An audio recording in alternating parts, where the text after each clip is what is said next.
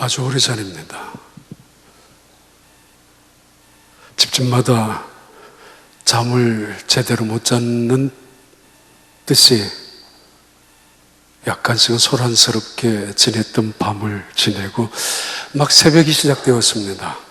이 동네 저 동네, 이 집 저 집에서 사람들이 웅성거리기 시작하고, 그렇게 집에 문 밖을 나선 사람들이 100명, 200명, 2000명, 3000명, 그리고 순식간에 수만 명이 되었습니다. 한눈에 보기에도 그것은 장관이었고, 한눈에 보기에도 그 수많은 인파는 감동적인 인간의 물결이었습니다. 그들이 갈릴리 호수 타프카라는 지역 언덕에 모여 있습니다. 바로 예수님께서 새벽부터 모여들은 10,000명 이상이나 되는 군중들에게 말씀을 가르치시고 계셨기 때문입니다. 예수님께서는 하나님 말씀을 전파하십니다.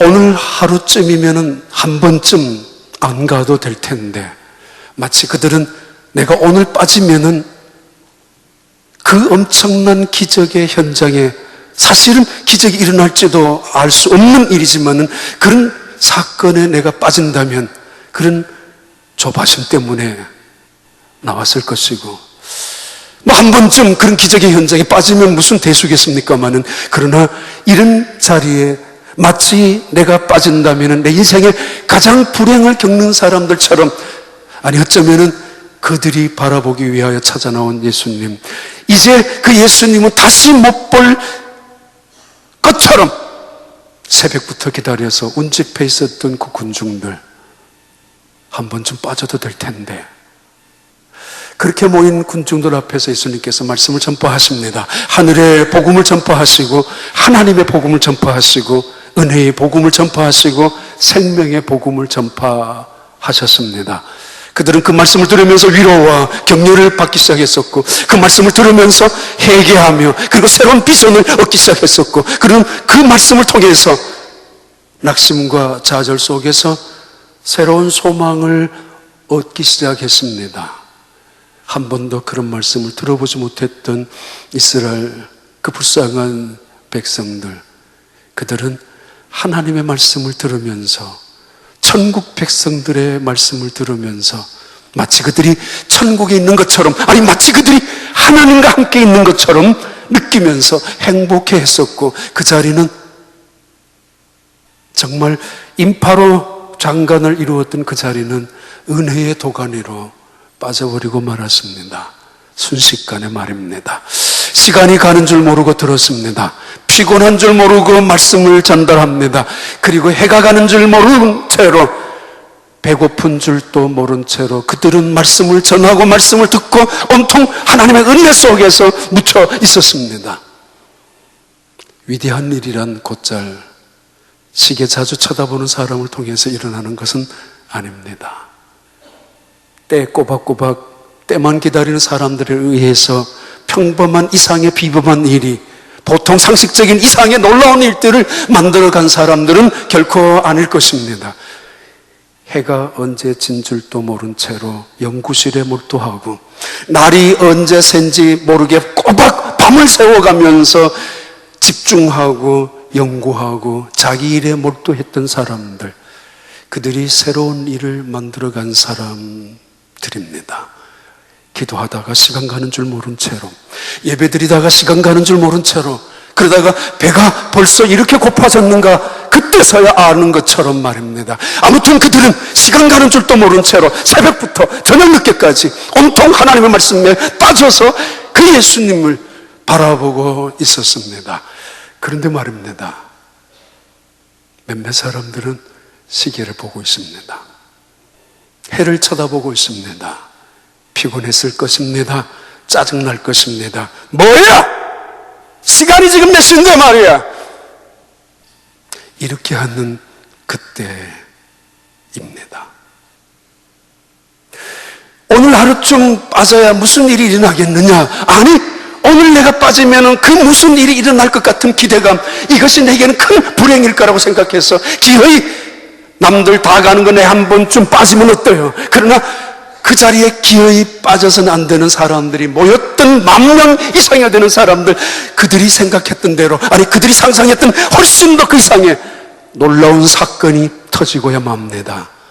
바로 기독교의 역사상 전무후무한 오병이어의, 이 땅의 역사상 살아있는 사람들 경험한 최고의 체험이었던 오병이어의 기적이 일어난 그 사건이 바로 그날 그들에 대해서 시간 줄 모른 채로, 배고픈 줄 모른 채로, 해가 지고 있는 줄도 모르는 채로 말씀을 듣고 있었던 그 자리에서 일어난 사건입니다. 1930년에 탑가 지역에 독일 고고학 팀이 발굴한 지역에 이 교회가 발견되었습니다. 오병이어의 기념교회입니다. 이 그림으로 봤을 때는 비잔틴 시대의 그림이라고 판단하고, 그래서 AD 적어도 300년에서 400년 사이에 지어진 교회이라는 것이 판명이 되었습니다. 그래서 1936년 이 지역에, 바로 여기에 독일 천주교회에서는 오병이어의 교회, 기념교회를 다시 건축했습니다. 왜? 기독교가 그동안에는 카타콤베 속에, 지하 동굴 속에 가두어졌다가 313년 기독교가 공인되자마자 초대교회 성도들은 뭔가 기념할 것을, 뭔가 대단한 것을 건축해야 하고 남겨놓기를 원했는데, 모두가 다 한결같이 오병이어의 사건을 떠올렸습니다. 그리고는 오병이어의 기념교회를, 기독교가 공인된 지 20년, 기독교를 국교로 정상화시키고 지하에서 핍박받던 교회에서 다시 정식으로 이 땅에 올라온 지 불과 30년, 40년이 되자마자 그들은 오병이어의 그 능력, 기적, 그 놀라운 현장을 잊지 않기 위하여, 아니면 이 역사상 증거하기 위하여 오병이어의 기념교회를 세웠다는 것입니다. 그만큼 중요한 사건이 그날 이루어집니다. 그만큼 잊어버릴 수 없는, 잊지 말아야 될, 기독교에서 세상을 향하여 선포하고 싶고 기념하고 싶은, 하나님의 형상을 결코 만들어서는 안 되는 기독교이지만, 그러나 이것만은 기념하고 싶었던 최초의 교회로 남았던 교회 이름이 오병이어의 교회라고요. 왜? 교회 다녔던 사람 치고 오병이어의 기적을 모르는 사람 어디 있습니까만, 왜? 무슨 의미일까요? 바로 얼마 전에 예수님은 제자들에게 지팡이 하나 외에는 들고 가지 마라, 심지어는 지팡이마저도 갖고 가지 마라 전도하기 위하여 그렇게 명령하셨습니다. 보내셨습니다. 교회의 능력, 교회의 어떤 사이즈에 의해서 교회가 성공, 실패가 판가름 나는 건 아닙니다. seating capacity와 또는 sending capacity, 이 교회가 얼마나 성공적인 교회냐? 앉아있는 사람, 우리 교회는 960석입니다. 정확하게 960석이지만 한국식으로 말하면 훨씬 더 많이 들어갈 거고, 우리처럼 앉으면은 뭐 7, 800명이면 충분히 꽉 찰 겁니다만은, 우리 본당은 960석인데, 이게 우리 교회의 위용을 자랑하고 우리 교회의 성공을 판가름하는 것이 아닙니다. 얼마나 수용하는, 얼마나 그 교회에 앉아있는 사람들의 숫자가 많으냐, 그 능력 또는 그것을 평가로 삼아서 교회의 능력을 평가하는 게 아닙니다. Sending capacity, 보내는, 얼마나 많은 성도들을 보내는가, 세상을 향하여. 그게 교회의 생명입니다. 그게 교회의 본질입니다. 예수님께서는 아직도 믿지 않은 제자들, 아직도 완전하지 못한 그 제자들을 보내셨습니다. 백문이 불여일견이라고 체험하기 위하여, 아니 그 전도하면서 하나님의 능력을 경험하기 위하여, 전도하는 자나 전도받는 자, 그들이 함께 하나님의 살아계심을 확실하게 바라보고 체험하기 위하여 그들을 보내셨습니다. 전도하고 돌아온 제자들이 예수님께 낱낱이 보고했습니다. 우리가 귀신을 쫓아내었습니다. 우리가 병자를 고쳤습니다. 우리가 복음을 전파했습니다. 우리가 회개하게 했습니다. 우리가 하나님의 복음을 전파해서 그들이 하나님의 백성이 되도록 인도했습니다라는 말씀을 낱낱이 상세적으로, 상세하게, 구체적으로 보고했습니다. 이 보고를 하고 있는 제자들의 이름을 사도라고 마가복음은 대단히 의도적으로 붙이고 있습니다. 사도, 보냄을 받은 자, 사도, 아포슬, 보냄을 받은 자, 교회, 사도 교회입니다. 보냄을 받는, 세상으로부터 부름을 받고 다시 세상을 향하여 나아가는 교회, 또 그들을 사도라고, 그리스도인이라고 부릅니다. 아무튼 마가복음은 의도적으로 전도하고 돌아온 제자들의 이름을 사도라고 하고 그 사도들이 낱낱이 고백하고 보고하고 있다고 기록하고 있습니다. 그 말을 들은 예수님께서는 이렇게 말합니다. 그래, 잠깐 쉬어라. 잠깐 쉬고 이제 다른 곳에 가자. 잠깐 쉬고 가자고. 스타티오라는 단어를 씁니다. 스타티오, 잠깐 쉬자. 잠깐 머무는 것을 말합니다. 처음에 시작할 때는 그래, 이름 없이 봉사해야지. 그러나 어느 순간에 보상이 찾아오지 않을 때는 실망하고 낙심하기도 하고, 그래, 충성해야지, 헌신해야지 마음 먹고 시작하다가 언제부턴가는 성공에 대한 욕심이 가슴 속에 차지하게 되고, 나를 비워야지, 나를 내려놓아야지 라고 시작했었던 발걸음이 어느 순간은 자기 이름 앞에서 분노하게 되는 사람들, 이제는 교회 가면 은혜 받는 일에 앞장서고, 이제는 교회 가면 예배에 집중해서 하나님과 더불어서 은혜의 목숨을 걸고 살겠다고 했지만은, 그러나 시간이 지나면서 점차적으로 백의종군하겠다는 마음과 생각은 시간이 지나면서, 세월이 지나면서 그 마음이 희박해지고 맙니다. 뭐야? 나를 무시하고 있다고 말이야. 그들에게 필요한 스타티오, 스테이션, 정거장을 말합니다. 잠시 머물러 있는 자리. 예수님께서 지금 먼 곳을 향하여 전도하고 돌아온 지팡이 외에는, 지팡이조차도 갖지 아니하고 하나님을 의지하면서 전도하고 돌아온, 그래서 능력을 행하고, 그래서 기적을 바라보고, 그래서 예수님 이름이지만은 놀라운 역사를 경험하고 왔던 이들에게 칭찬과 보상과 어떤 자리를 보상해 주어야 할 텐데, 그런 기대를 갖고 있는 제자들에게 말씀하시는 스타테오, 잠깐 쉬라. 그들이 쉬기 위하여 배를 타고 한적한 곳으로 갔습니다. 이들이 제자들과 함께 예수님께서 타고 가는 배가 바다 저 건너편으로 가고 있다는 소식을 들은 동네 사람들, 내일 아침 해가 밝기를 기다렸고, 어떤 사람은 해가 밝기를 기다리지 못해서 해가 밝기도 전에 일어나서 예수님이 가고 계시는 그 길을 달려갑니다.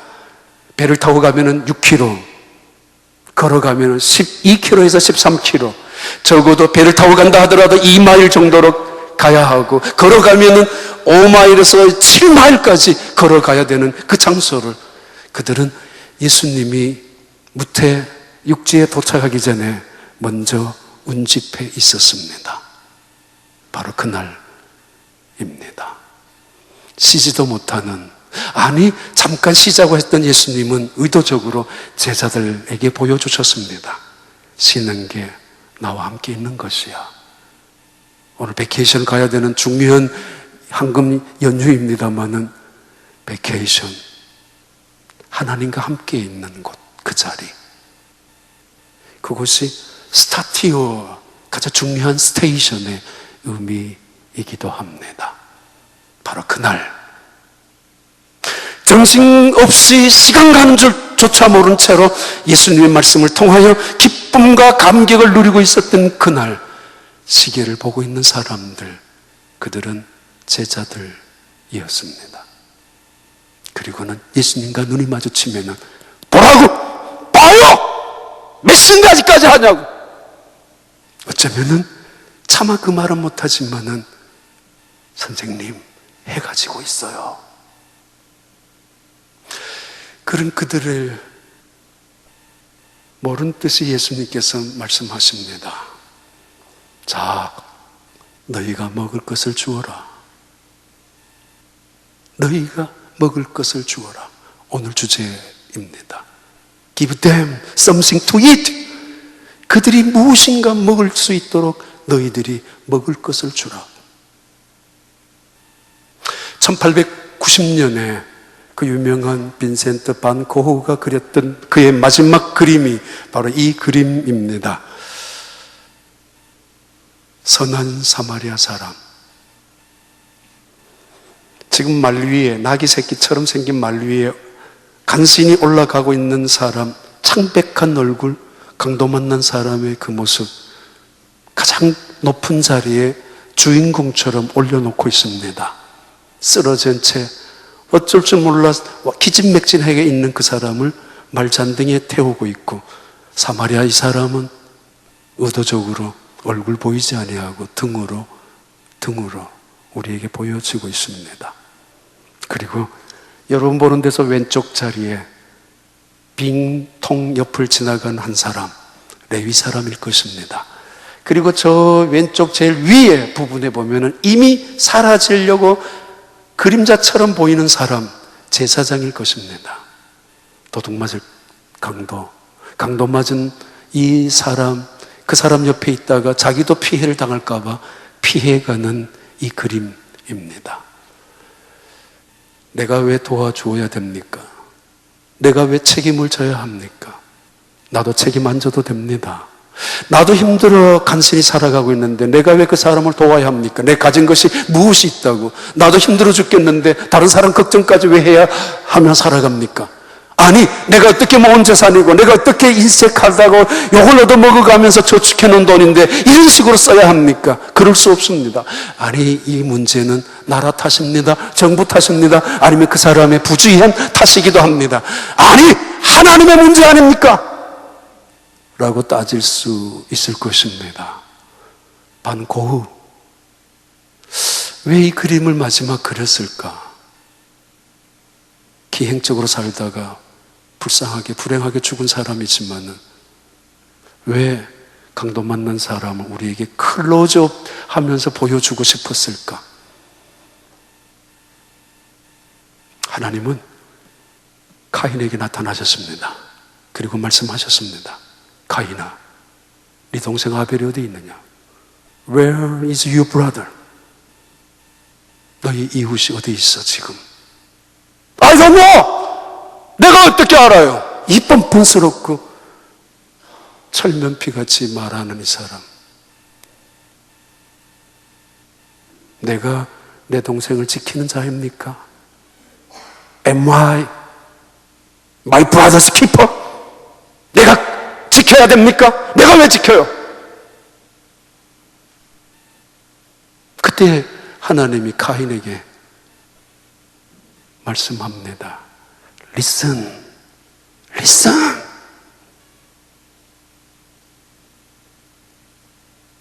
너의 동생 아벨의 피가 내게 호소하고 있다고. Your brother's blood cry out to me from ground. What have you done? 너가 무슨 짓을 했느냐? 내가 너에게 준 시간, 내가 너에게 맡긴 물질, 내가 너에게 준 믿음과 은혜, 그것 가지고 내가 뭘 했나 말이야. 저 사람이 부르짖는 소리가 들리지 않느냐고. 그의 핏소리가 내게 호소하느니라. 워싱턴에 가면 홀로코스트라는 유대인 박물관이, 기념관이 서 있습니다. 꽤 오래전에 간 적이 있습니다. 거기에 분명히 적혀져 있습니다. 너 아우의 핏소리가 내게 호소하느니라. 내게 cry out from ground.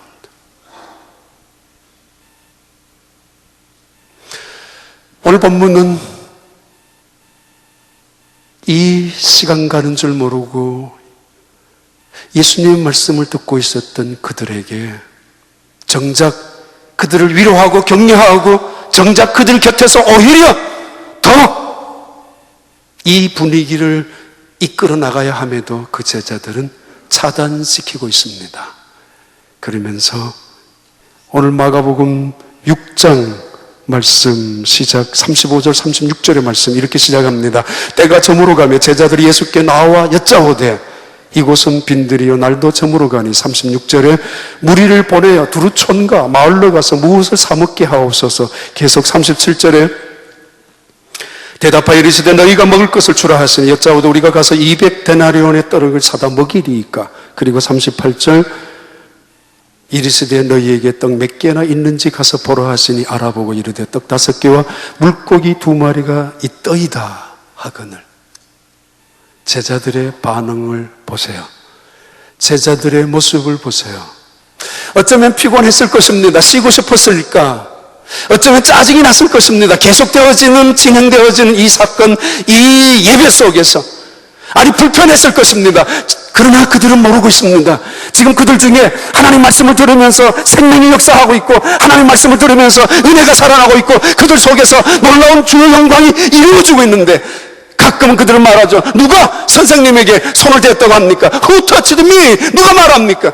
뭘 모르고 아니 정작 모르고 있는 이 제자들, 그들이 계속 쏟아내고 있는 말이 예수님께서 200데나 저들을 먹이라고 하니까 200데나리온을 구해가지고 떡을 산다 한들 저들에게 먹일 수 있겠습니까? 정확한 판단이고 아주 예리한 분석이고 아니면 상식적인 기준을 가지고 따질 수 있습니다. 아니 그리고 그들은 말합니다. 그게 어떻게 모은 돈인데 누가 헌금한 돈인데 이렇게 한꺼번에 써도 됩니까? 아니 교회가 꼭 그런 일을 책임져야 됩니까? 교회가 이런 일을까지 왜 해야만 합니까? 아니 저런 사람들은 뻔뻔스럽게 고마운 줄 턱끝만큼도 모르는데 계속 도와주어야 무슨 소용이 있습니까? 아니 저 사람 평생 불평만 하다가 얻어먹기만 하는 사람인데 감사할 줄조차 모른 채로 오히려 더 당당하게 살아가는 그들에게 뭐를 교회가 책임준단 말입니까? 이건 나라가 책임져야 되는 것이 아니 이것은 그는 반드시 그 형벌을 받아야 되는 것인데 이 돈을 왜 그렇게 씁니까? 아까울 짝이 없습니다. 200데나리온이나 되는 돈을 다른 복음서에서는 빌립이라는 사람이 그렇게 이야기했다고 하지만은 그래도 예수님께서 말씀합니다. 주라니까 한번 가서 봐.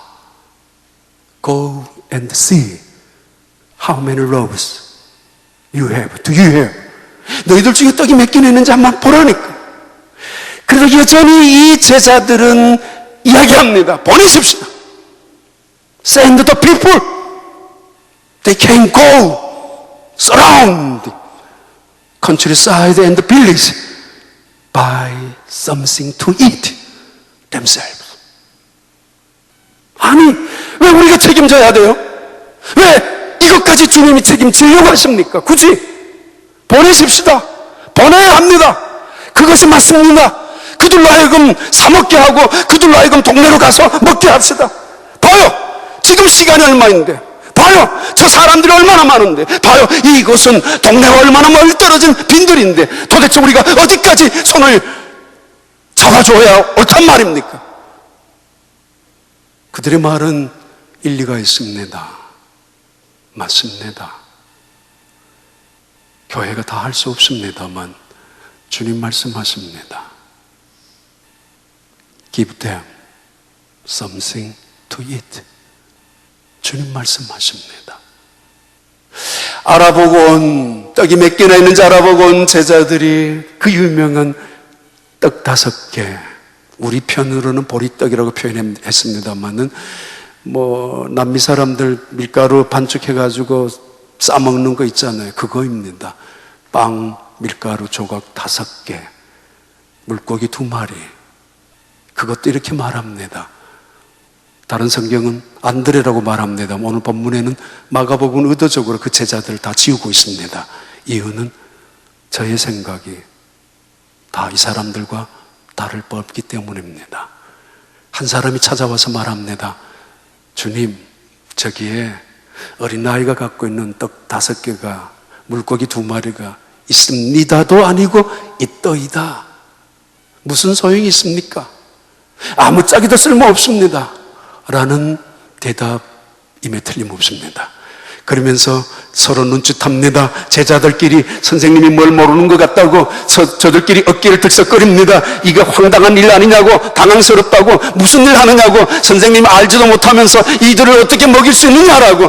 아니 여전히 의심하고 있는, 아니 사도라고 이름까지 바꾸어 왔는데, 전도하고 와서 하나님의 능력을 경험하고 왔는 그들임에도 불구하고 도대체 2만 명이나 넘는 이들을 어떻게 먹일 수 있느냐 말이야. 너희가 주라고 말씀하시는 예수님 말씀 앞에서 여전히 불안해하는, 아니 냉소적일 수밖에 없는 이 제자들, 그들의 모습이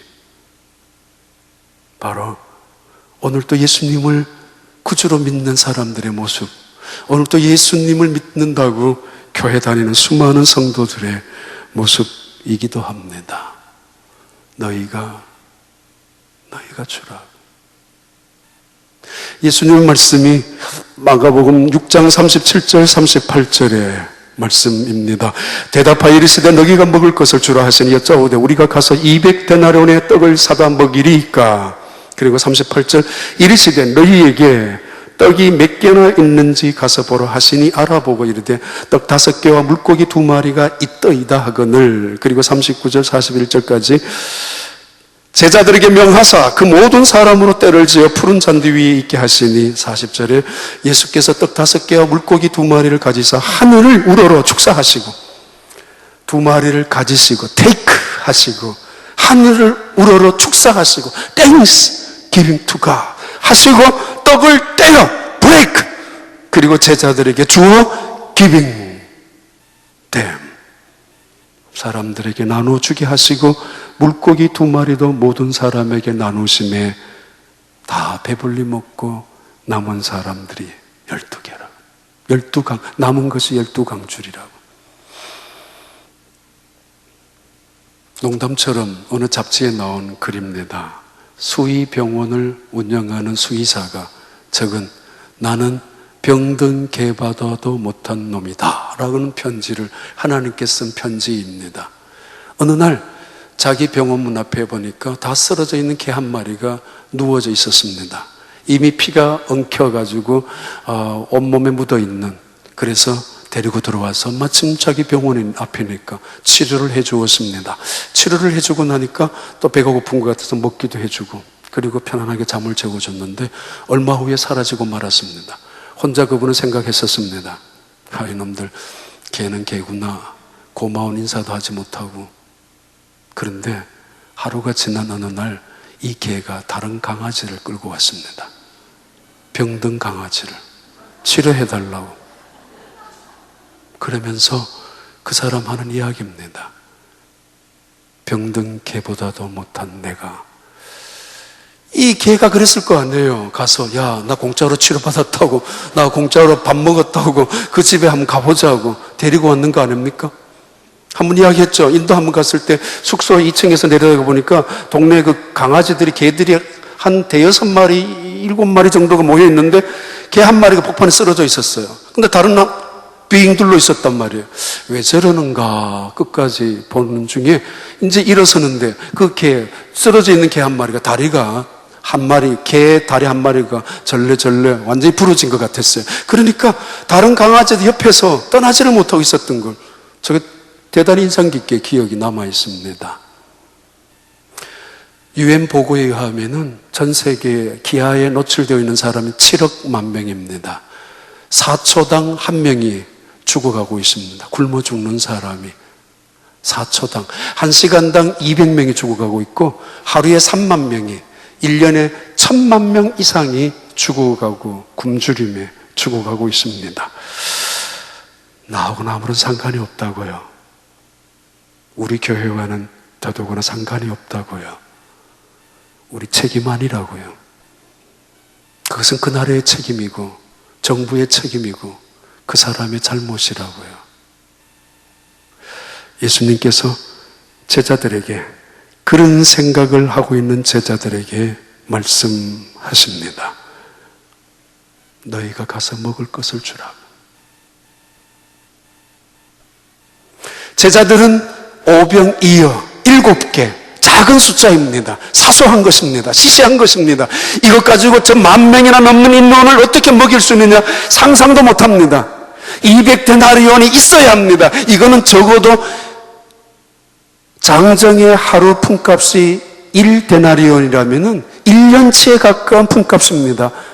1,000,000원 정도의 품값을 하루에 다 써버린다면 저 사람들을 위하여 그럴 필요도 없다라고 생각하고 있는, 대단히 그런 문제 앞에서 냉소적이고, 아니 대단히 이런 문제 앞에서 비관적이기까지 한 제자들을 향하여 여전히 예수님께서 말씀하시는 말씀입니다. 가지고 오라고. 왜요?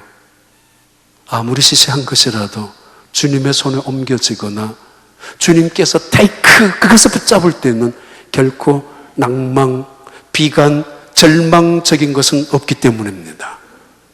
초대교회에 오병이어의 기적 기념교회를 세울 만큼 잊어버리지 아니하도록 후세에 이 오병이어의 기적만큼 알고 싶었던 이유가 무엇일까요? 모든 교회는 이런 감정이 있을 것입니다. 누군가의 사소한 희생, 누군가의 작은 눈물의 기도, 누군가의 충성스러운 헌신, 누군가의 그 아픔 위에 교회가 세워졌다고 말입니다. 마치 수돗물을 끌어올리기 위해서는 마중물이라고 하는 물 한 바가지를 집어넣고 수돗물을 켜가지고 물을 올려오지 않습니까? 그 물을 마중물이라고 했습니다. 시골에는 언제나 그 마중물이 바게스 옆에 있었습니다. 누군가가 흘렸던 작은, 누군가가 드렸던 작은 무릎의 기도, 헌신이 그것이 교회를 교회답게 하는 기적이었고 축복이었다는 사실을 강조하는 메시지이기도 합니다. 그러나 그렇지 않습니다. 이것을 훨씬 뛰어넘습니다. 물론 분명합니다. 주님의 손에 옮겨졌을 때는 어느 것 작은 것 하나 시시한 것은 없다는 것 말입니다. 작은 것일수록 나누면은 모자라는 법이 없다는 것 말입니다. 모자라는 것 같지만 작은 것을 나누면 남는 법이고, 제 아무리 많은 것 같다 할지라도 혼자 움켜잡으면은 그거 모자라는 법입니다. 그러기에 남겨두지 말라고 했고, 그러기에 감춰두지 말라고 했고, 그러기에 숨겨두지 말라고 했습니다. 왜? 그것은 썩고, 왜? 그것은 도둑이 맞고 쓸데없는 사람에게 뺏기는, 남겨두는 것만큼 저축이라고 생각하십니까? 예수님은 그것을 무서운 제약이라고 하십니다. 아니, 오병이어에 가르쳐주는 중요한 메시지는 이것을 훨씬 뛰어넘습니다. 빈들, 광야, 이 사건 속에는 정말 식탁을 준비할 수 없는 것입니다. 도저히 먹을 것을 구할 수 없는 장소입니다. 굶주리는 게 당연하고 배고픈 것이 당연할 수밖에 없는 빈들, 광야입니다. 그들은 각오하고 왔습니다. 그런데 그 자리에 주님이 계셨습니다. 그들은 배불리 먹었습니다. 오래전에 1400년 전에 광야에서 하늘에서 내려온 만나를 먹었던 조상들의 이야기를 그들은 전설처럼 전해 들었고 기억을 희미하게 갖고 있었던 그들이지만, 막상 그들의 눈앞에서, 그들의 현장, 그 생생히 목격한 그 장소에서 보리떡 5개와 물고기 2마리로 이 수많은 사람들이 먹다니 배불러서 감격했을 것이고, 아니 그 이상을 뛰어넘는, 저분이 누구인가? 저분이 누구란 말인가? 메시아 아닌가? 하나님 아닌가? 바로 하나님이라 라는 사실 앞에서 흥분했을 것입니다. 그래요. 바로 그 순간 직전에는 헤롯 궁전에 잔치가 벌어지고 있었습니다. 최고의 잔치입니다. 진수성찬이 이루어진 잔치입니다. 최고의 권력가들이, 최고의 부자들이 함께 어울려 있는, 서로가 비유나 맞추고 서로 아부하고 그러면서 식탁 밑에는 음모와 술수와 거짓이 난무하는 그런 화려한 겉으로는 잔치입니다. 모자라는 것이 하나도 없는 잔치입니다. 그런데 세례 요한의 목이 떨어지는 무서운 무시무시한 잔치자리가 헤롯 궁전의 잔치자리였습니다. 주님 계시지 않는 그곳, 지옥이었습니다. 그러나 지금 광야의 식탁, 수만 명이 함께 먹는 이 식탁, 그들이 먹는 그 식탁의 잔치자리, 제자들에게 말씀합니다. 그들로 앉게하라. 푸른 잔디 위에 앉게하라. 그리고 때를 지어서 50명, 100명씩 나누어서 앉게하라고, 모두가 다 알게 하기 위하여, 모두가 다 거짓말하지 않도록, 이것은 조작이다, 이것은 무슨 이상한 기술로 이루어진 사건이다 하지 못하도록 확실하게 한눈으로 바라보고 알 수 있도록 50명, 100명, 때라는 이야기는 무질서를 말하는 게 아닙니다. 철저한 질서를 말합니다. 그들이 푸른 잔디 위에, 기가 막힌 마가의 의도적인 표현입니다. 광야, 쉬운 잔디, 편한 잔디 없는 곳입니다. 그런데 그들이 앉은 잔디가 푸른 잔디였다고. 앉았어도 가장 편안한 자세로 그들이 식사를 할 때 비스듬히 눕는 것처럼, 떡 한 조각이면은 감지덕지해서 연신 손을 조아리며 머리 조아리며 고맙습니다 하고 집으로 불이 나게 쫓아가도 할 말이 없는 이 사람들, 불쌍하기 짝이 없는, 연약하기 짝이 없는 못난 이 사람들인데, 예수님은 그들에게 최고의 자리를, 최고의 예우를, 최고의 손님으로 그들을 대우하고 그들을 위하여 식탁을 베풀고 놀라운 잔치를 광야에서 벌이고 계십니다. 하나님의 나라의 모형입니다. 42절부터 44절까지 한번 봐봐요. 그 말씀의 마지막 부분이 이렇게 나타납니다. 다 배불리 먹고 남은 떡 조각과 물고기를 12바구니에 차게 거두었으며 떡을 먹은 남자만 5,000명이었더라. 빈센트 반 고흐의 그림 한번 다시 한번 볼까요? 한번 봐봐요.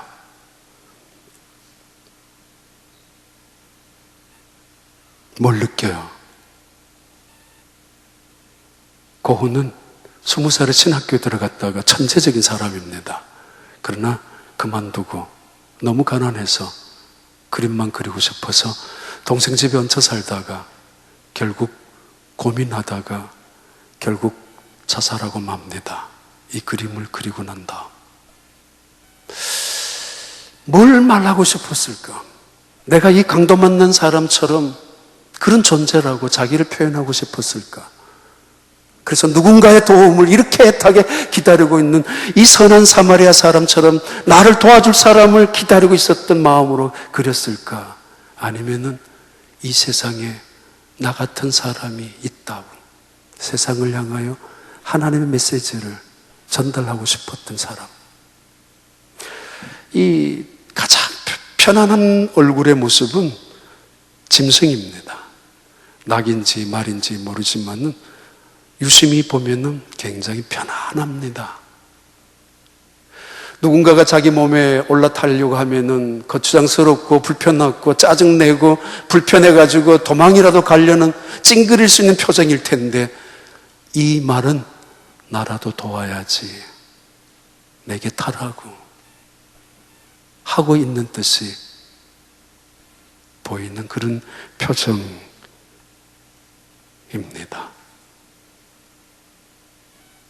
그들이 앉은 자리, 예배 1시간 드리면서 가시방석처럼 안절부절하고 있는 사람들이 앉은 자리가 아니라 광야의 푸른 잔디였습니다.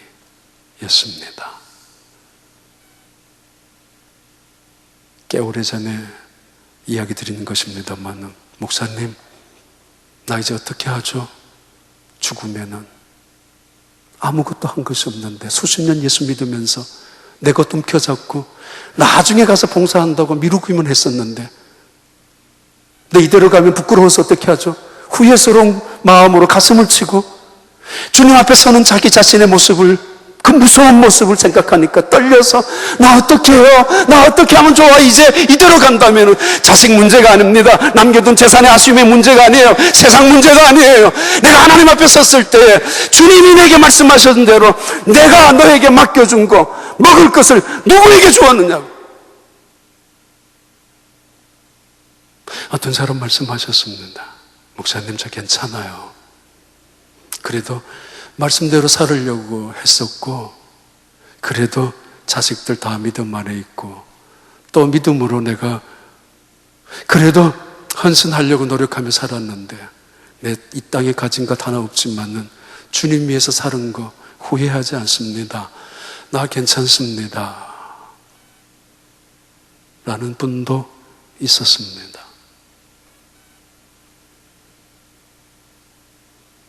너희가 먹을 것을 주라고. Give them something to eat. 하는 일마다 실패하고 한 손만 대는 일마다 망했던 사람, 나는 왜 이렇게 안 되는가, 그래서 원망도 하고, 그래서 정말 좌절도 겪었던 그분, 빚이라도 내어가지고 어느 순간 선교 여행을 떠났었다고 합니다. 한번 따라가 보자고. 왜 내가 남의 짐을 져야 되고, 왜 내가 남의 걱정까지 해야 되는가, 못마땅했었던, 하나님이 책임져야 되고, 아니 그들의 문제인데 내가 왜, 내 혼자 살기도 힘든 순간인데 라고 했었던 그분, 선교 다녀온 후에 느꼈던 것이 있었다고 합니다. 그리고 그 다음부터 그 일이 풀리기 시작했었다고 합니다. 이 문제를 그러나 훨씬 뛰어넘는 오병이어의 사건은 주님의 문제입니다.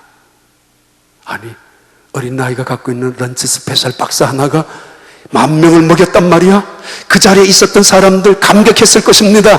정말 수많은 군중들 오기는 잘했다, 정말 잘 참았다, 끝까지 잘 기다렸다, 정말 이 자리가 기적의 현장이었다는 사실을 생생하게 했던 수만 명의 사람들, 그 중에서도 이 어린 나이 집에 가서 기쁨으로 간증했을 겁니다. 만나는 사람마다 이야기했을 겁니다. 내 떡이었다고, 내 물고기였다고, 내 것이었다고. 그런데 그것이 온 사람들의 배를, 굶주린 배를 채웠었다고. 그가 죽을 때까지, 그의 자식들까지도 그 간증은 결코 없어지지 않았을 간증이었을 것입니다. 그러나 이것을 뛰어넘는 이야기입니다. 예수님, 그가 누구인가? 아니, 어떻게 이런 일이 있을 수 있느냐고요? 조작이다, 거짓말이다, 이건 말도 되지 않는다라고요? 그가 나와 같은 인간이라고 생각하면 말도 되지 않는 이야기입니다. 그와 우리와 다를 바 없는 존재라고 생각한다면 그는 이 일은 조작임에 틀림없습니다. 그러나 간단합니다. 진리는 의외로 간단합니다. 분명합니다. 예수님이 하나님의 아들이란 사실, 예수님이 우리와는 전혀 다른 하나님이란 사실을 받아들인다면 이것은 간단합니다.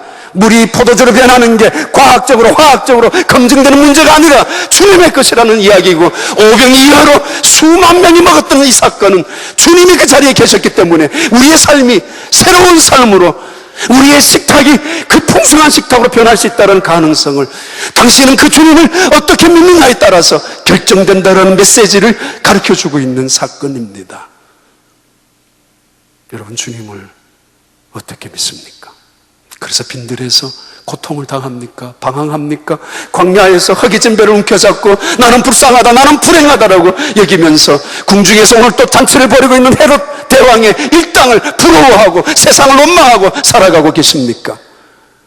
아니면 주님과 함께 그 광야에서 나를 향하여 식탁을 베푸시는 주님과 함께 먹고 마시고, 때로는 원수의 앞에서 상을 베푸시는 주님, 내 손에 들고 있는 잔이 넘치나이다 라는 고백과 감격 속에서 신앙생활 하시기를 원하십니까? 기도하겠습니다. 하나님,